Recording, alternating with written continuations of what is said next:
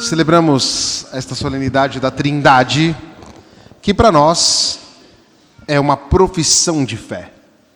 Nós acreditamos que o único Deus existe em três pessoas: Pai, Filho e Espírito Santo. Um só Deus em três pessoas. Portanto, dizemos algo da característica de Deus. A dificuldade é que nós não conseguimos conceitualizar esta realidade porque a nossa mente é limitada. Aos poucos nós somos descobrindo, aos poucos Deus foi se revelando como Trindade. Ainda que já em Gênesis 1, capítulo 1, versículo 26, vai estar lá: façamos o homem e a mulher a nossa imagem e semelhança. E aos poucos o Senhor então foi se revelando. E nós vamos perceber que a busca e a compreensão do Deus uno e trino passa na história da salvação também pelos conceitos das outras religiões que diziam existirem muitos deuses. Depois, com a tradição judaica, começa a se perceber que existe um só Deus. Depois, na plenitude dos tempos, o próprio Deus assume a nossa carne e se revela. E aí nós estamos diante da revelação total, e aí nós vamos compreender a graça que celebramos no dia de hoje. Mas não vou entrar dentro disto aqui nas questões relacionais, ou seja, às vezes se torna um pouco complexo falar de Santíssima Trindade, e aí nós vamos ver os nossos irmãos teólogos que fazem triângulos e que procuram representar conceitualmente a Trindade, o que é muito válido, o que é muito legal, mas às vezes nos foge um pouquinho o mistério. E por que é mistério? Não no sentido de enigma, mas enquanto abertura. Nós só vamos compreender a profundidade da Santíssima Trindade quando nós nos relacionarmos com ela. Para isso, para que possamos compreender este ponto, vamos partir de duas premissas. Uma primeira premissa cultural. Nós sabemos que, do ponto de vista científico, o Brasil ocupa o número baixo no ranking. Não houve um grande despertar da nossa cultura brasileira para a ciência. E a ciência é muito legal. Nós vamos perceber que compreender a realidade, entender as células, os átomos, desenvolver a matemática, a engenharia, mesmo o direito, a justiça, a medicina, isso é muito bonito. E apesar de o Brasil não ser tão desenvolvido cientificamente, as mentes brasileiras são brilhantes. Os poucos brasileiros que se dedicaram à ciência e por isso tiveram que muitas vezes abandonar o país, eles são brilhantíssimos. E nós vamos perceber que esse interesse novo pela ciência começa a acontecer agora com os influenciadores digitais, o que é muito legal.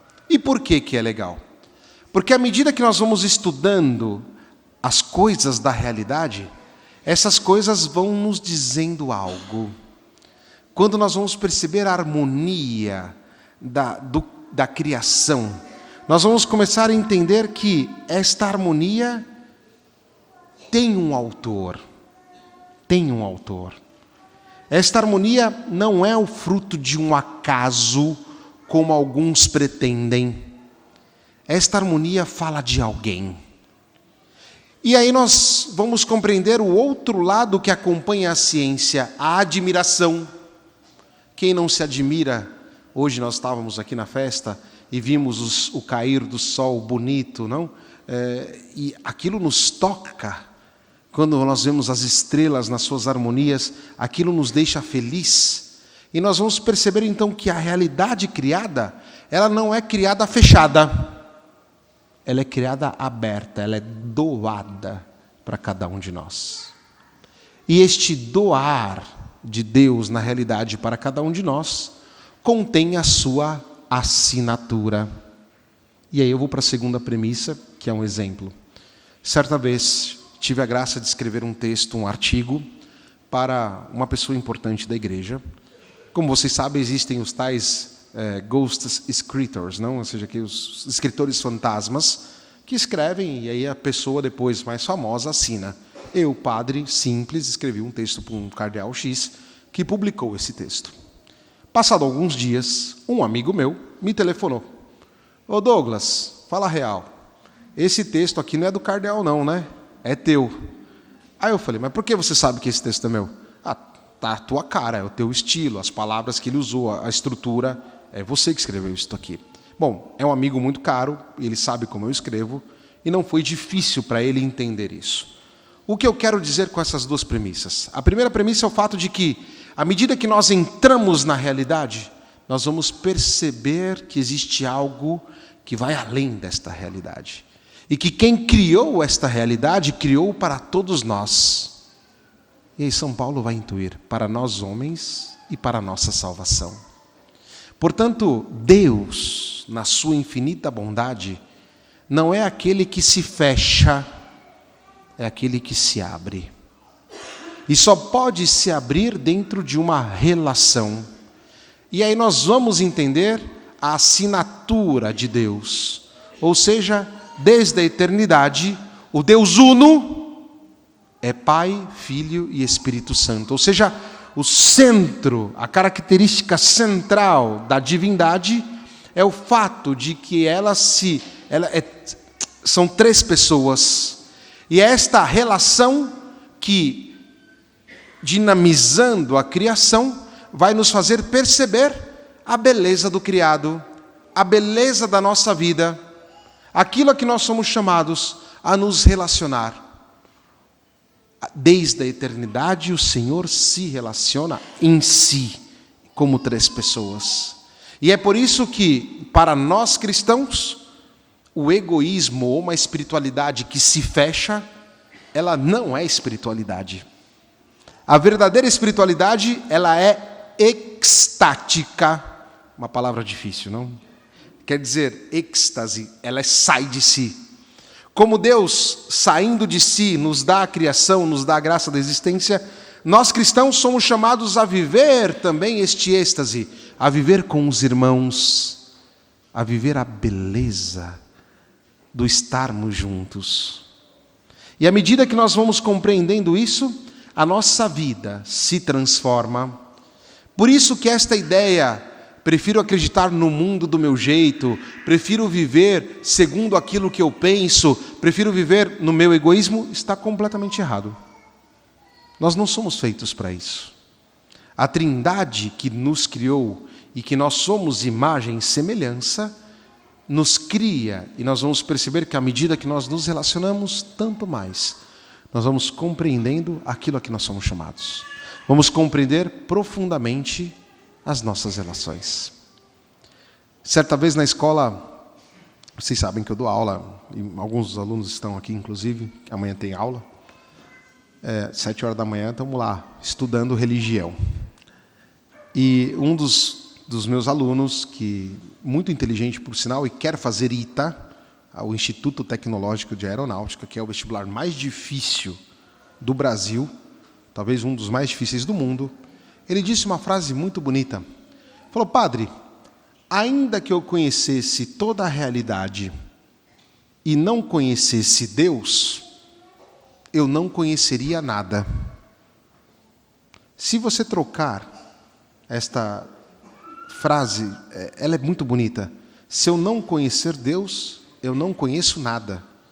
Ele colocou de um modo bonito. Ainda que eu conhecesse toda a realidade e não conhecesse Deus, eu não conheceria nada.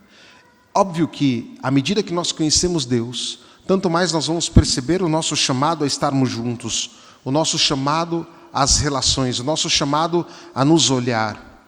E isto é o sinal do cristão para o mundo atual. Vocês estão no mundo, gente, nós sabemos disso, eu também estou no mundo, mas vocês mais do que eu.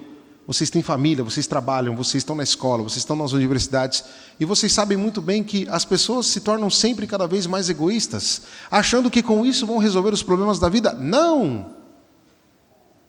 Nós somos chamados a viver numa relação, mas veja, numa relação fundamental. Quando nós professamos, creio em Deus Pai, Filho e Espírito Santo, nós estamos professando aquilo que é a raiz da existência, é a essência de tudo o que foi criado. Nós não estamos professando um conceito teológico apenas. O conceito vem depois, porque a realidade é muito maior do que o conceito. Ou seja, quando um cristão professa o fato de acreditar num Deus unitrino, ele está decididamente compreendendo qual que é o sentido da sua existência e qual é a essência das coisas. E sem esta capacidade de compreender que a nossa profissão de fé determina aquilo que nós somos, nós cristãos não traríamos nada para o mundo. Nós passaríamos a acreditar num Deus fechado. Este Deus fechado não existe. Este Deus que se fecha em si. E que muitas vezes a gente fala isso meio sem querer assim, eu vivo a religião lá na minha casa e está tudo bem. Não é isso. Eu rezo com Deus lá no meu quarto, peço perdão para Ele e está tudo bem. Não. Nós temos um Deus que na sua essência é relação. E o nosso chamado se realiza à medida que nós nos relacionamos. Essa é a grandeza. Essa é a beleza. Nós não temos um Deus que é egoísta. O Deus egoísta, Deus com D minúsculo, tá? É o ídolo. Porque o ídolo faz isso. O que o ídolo pretende? Pretende tudo da gente e não dá nada em troca. Deus nos dá tudo. E às vezes não pretende nada em troca. E mesmo na sua onipotência, que se demonstra na sua unicidade, o Senhor, por assim dizer, se faz vulnerável, porque Ele espera de nós uma resposta. E mesmo quando não conseguimos dar esta resposta, Ele não tem dúvidas, Ele vem ao nosso encontro. O ídolo não faz isso. O ídolo se esconde. O ídolo exige, e Deus não é assim. E por isso que nós cristãos temos esta capacidade missionária e bonita de levar para o mundo a beleza de vivermos relações profundas. A beleza de saber que a fonte da realidade das nossas relações é o Deus unitrino, que não se arroga da sua onipotência, mas que na vulnerabilidade da sua onipotência espera de nós uma resposta. E muitas vezes a nossa resposta não é uma resposta positiva. Nós muitas vezes respondemos com o pecado, com o esquecimento de Deus, respondemos com o nosso egoísmo, com o nosso narcisismo, respondemos com as nossas dificuldades, mas o Senhor vem ao nosso encontro. O Filho de Deus veio ao nosso encontro, o Verbo se fez carne. E, portanto, a nossa fé é trinitária. Essa é a essência. A nossa fé é uma fé relacional. Não é sentimental ou sentimentaloide. Não é, eu me sinto bem. Não. O objetivo não é se sentir bem. O objetivo é responder aquilo que Deus nos pede. E dentro desta festa, dentro dessa solenidade, nós respondemos a isso e professamos isso. Se tivermos a coragem e a audácia de caminhar nesta direção, nós cristãos vamos dar ao mundo a resposta que o mundo está esperando de nós. É impossível viver feliz sozinho. É impossível viver na realidade e simplesmente achar que a realidade é matemática. Ou, o que eu quero dizer, voltando na premissa, não? Ou seja, de pensar que a realidade é uma coisa qualquer. Não, tem um autor aqui. Tem alguém que escreveu isto. E este alguém escreve isso relacionando. Nunca escreve isso se fechando. Este é o sentido da nossa existência. Portanto, espero que no dia de hoje nós consigamos meditar profundamente esta fé, deste dogma, desta realidade, que é o crer em Deus unitrino. E que isto seja decisivo para que na nossa existência, na nossa vida, no estar com os nossos irmãos, demonstre esta abertura que quebra a nossa solidão, que despedaça o nosso egoísmo e nos torna sempre e cada vez mais felizes. Tracinho, santos, porque nenhum santo é infeliz, todo santo é muito feliz. E a felicidade passa por estar na relação com Deus e na relação com os irmãos. Que Maria Santíssima nos ajude e que queiramos professar com todas as nossas forças a fé em Deus unitrino. Que assim seja. Amém.